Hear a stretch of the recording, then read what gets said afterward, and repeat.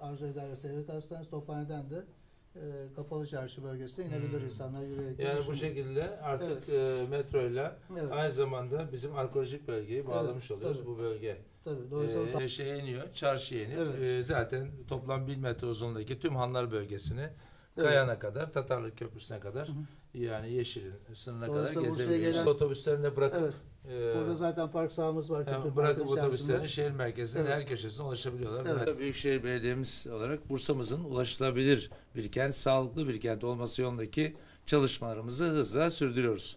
Ve bu kapsamda yaptığımız çalışmalarda tüm sıkıntılı olan bölgelerin trafiğinin halledilmesi ve ulaşımın çözülmesi için de çözümler üzerinde de projelerimizi geliştiriyoruz.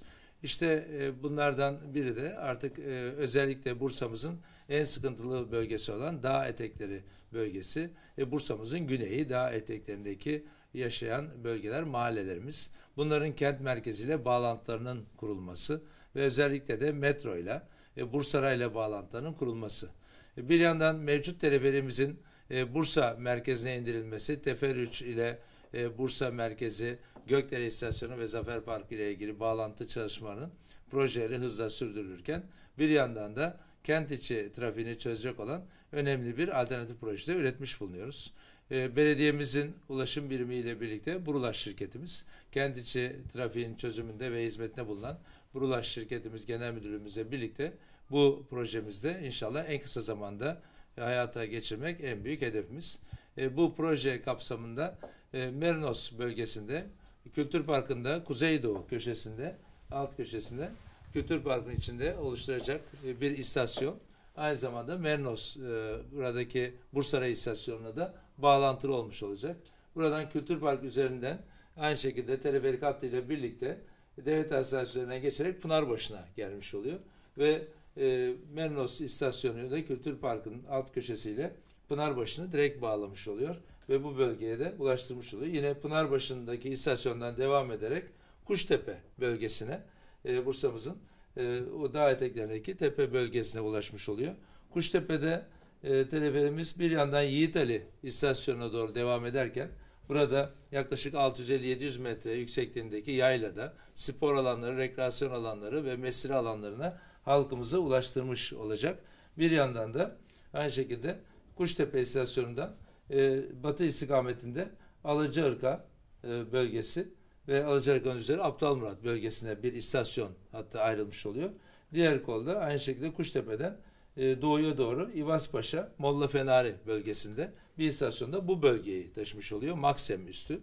Tüm Maksem bölgesi, İvazpaşa üstü, Molla Fenari bölgesi, yine Alacaırka üstü tüm sırtlarımız ve Kuştepe'yi, tüm bölgelerimizi teleferik hattıyla birlikte artık Kültür Park'a indiriyoruz ve bu şekilde de Merinos istasyonuyla birlikte Bursa'ya bağlamış oluyoruz. Hem dağ eteklerinin trafik çözümünde artık lastik tekerlekli sisteme kullanmak yerine oradaki dar caddelerdeki sıkıntıları aşmak amacıyla havadan bu ulaşımı da gerçekleştirmiş oluyoruz.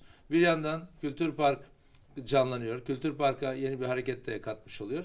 Bir yandan da bu hatla birlikte Kültür Park'tan burada Pınarbaşı'na gelen yolcularımız aynı zamanda tarihi bölge, arkeolojik bölge, buradan da rahatlıkla yaya mesafede Hanlar bölgesine de inerek Yeşil'e kadar uzanan tüm bu önemli tarihi bölgemizi de çarşı bölgemizde rahatlıkla gezebilecekler. Bu bağlantıda kurulmuş olacak ve aynı sistemle birlikte Yiğitali'ye de çıkıp aynı zamanda çok kısa bir yolculukla insanımız güzel bir yaylaya kavuşmuş olacak. Orada pikniklerini yapabilecek, sporlarını yapabilecek, her açıdan Bursa'mıza büyük nefes aldıracak vizyoner bir proje.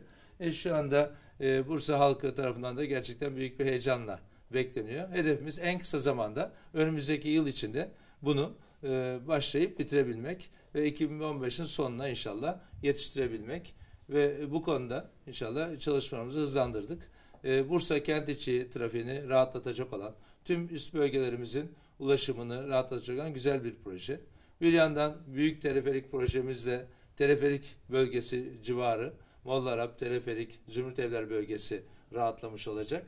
Bir yandan da bu yeni teleferik sistemiyle birlikte diğer bölgemiz Maksem'den Alacaırka'ya kadar Pınarbaşı bölgesi dahil tüm bölgelerimizde Bursa'yla bütünleştirmiş olacağız. Buradaki halkımızın başka bir araç kullanmasına gerek kalmayacak. ve bölgenin de sıkıntısı hallolmuş olacak. Burada Burulaş sisteminden yararlanarak otobüse biner gibi aynı şekilde teleferiklere binecekler.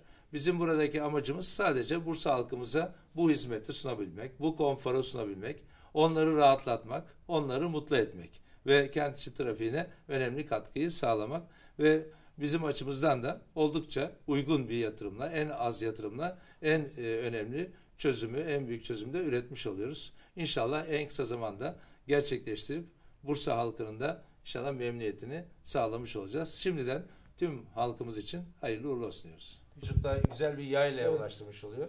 Küfür küfür Bursa'da panoramik Yani 10 manzarayla. dakikada iklimi değiştiriyor. Hem arkeolojik bölgeye ulaşmış oluyor. Tüm bir de dağ eteklerindeki tüm etekteki semtlerinde ulaşımını Evet. aynı zamanda Rayseven bağlamış oluyor. Ki Yuvasbaşı, Kuşları, Evet. ulaşımı zor olan yerler. Sıcak su kentsel dönüşüm bölgesinde de Evet. oradaki düşündüğümüz termal testleri yaptığımızda oraya gelecek yerli ve yabancı insanların bütün gün orada Seçenekler geçme olacak, şansı yok. evet. Alternatif olarak hemen trafiğe binip 15 dakika Evet. sonra bir yaylaya çıkıp gezip dolaşıp Aynen. Bu şansı hem var. Kültür Park'a bir güzellik katıyor, hareket getiriyor. Aynı zamanda Kültür Park'ın hemen bitişi kuzeyindeki sıcak su bölgesi, yani sınırındaki sıcak su bölgesi, hatta bir kısmı Kültür Parkı içinde. Evet. Buradaki yapacağımız sıcak su bölgesi projesinin de yaya mesafede ulaştığı, insanların her yere ulaşabildiği bir proje haline getirmiş oluyor. Çünkü burada turizm projesi, bunun da bu ulaşımla desteklenmesi Evet. gerekiyor. Başka araçlara gerek kalmadan Bursa Rayı kullanarak her yere ulaşabiliyorlar. Evet. Bursa Rayı'nın istasyonundan hemen buraya aktarma yaparak tüm dağ eteklerine ve yaylalara da arkeolojik, turistik bölgelere ulaşmış oluyor. Aynı şekilde de geri dönebiliyor. İstanbul'dan gelen Burada Kültür Park istasyonunun hemen şeyindeki, kuzeyindeki arsamıza iniyoruz. Kullandığımız istasyon, alanımız Kültür Park'ın alt bölgesi, kuzeyi ve hemen buradaki Ankara-İzmir yolunun kuzeyindeki alttaki boş alanımız var. Burayı kullanmış oluyoruz. Yani Kültür Park istasyonunu kullanmış oluyoruz. Kültür Park içindeki Kültür Park istasyonu kullanılmış oluyor bu ulaşımda. Bursa'nın birçok sorunu, en sıkıntılı bölge olan bu tarihi bölgedeki ulaşımla ilgili sorunu da bu teleferik projemize çözülmüş olacak. Bursa'mız bu konuda önemli bir nefes almış olacak. Gerçekten çok verimli bir proje gerçekleştirmiş olacağız.